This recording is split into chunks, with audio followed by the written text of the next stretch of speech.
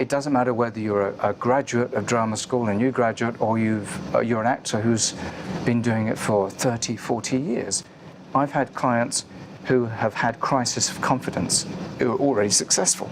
So you might think, well, what have you got to be not confident about?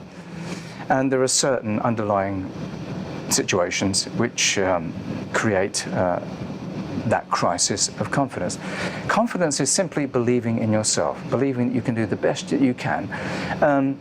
You might not believe that you're the best actor on the planet, but then again, all of us at some point in our lives have been the best actors on the planet for the sake of others.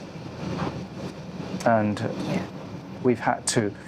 There are situations where somebody has experienced grief or the loss of a close one and has had to behave in a different way in order for others around them, in such a convincing way that they think they're okay, but they're not. But there are certain coping mechanisms, and there are such things as healthy coping mechanisms that you can bring into play, and there are unhealthy coping mechanisms, which we can also talk about, which can be accepted as part of the actor's life. Stress, alcohol, smoking, substance abuse, and then add to that, as a result, to bad dietary habits, eating badly, disturbed sleep disorders. You've got a recipe for disaster. A survey was done a few years ago, not a very scientific one. It involved less than 100 actors, but it was in the UK, and they found that actors as a whole, I don't want to generalize, but actors as a whole were more creative, which sort of is a given, I would think, but they were also more sensitive.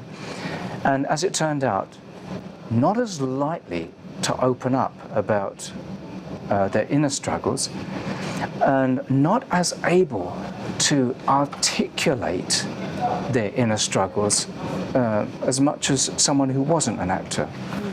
Interesting. Yeah. Again, it wasn't a scientific study, but it was something that was presented. And I've seen actors who, and you've seen them on talk shows, people who are so animated and are so full of charisma, and they're on a late night chat show and you're going, this is the most boring person. If this is who this person is, they're totally without personality.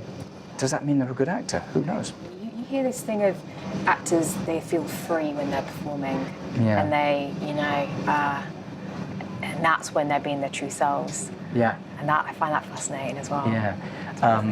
I always find that one of the hidden hazards for an actor, especially if they're super busy all the time, and especially if they're playing a role night after night after night after night in the West End and pouring their heart and soul into it, that there's got to be a place they come home to that they know as themselves. And they've got to be very sure of who they are, because it's easy to get lost in remnants of this or that or the other character. I think it was, there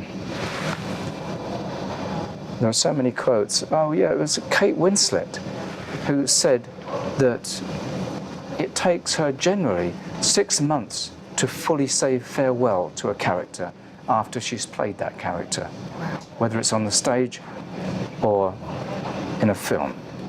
Carry on watching at actors-anonymous.com.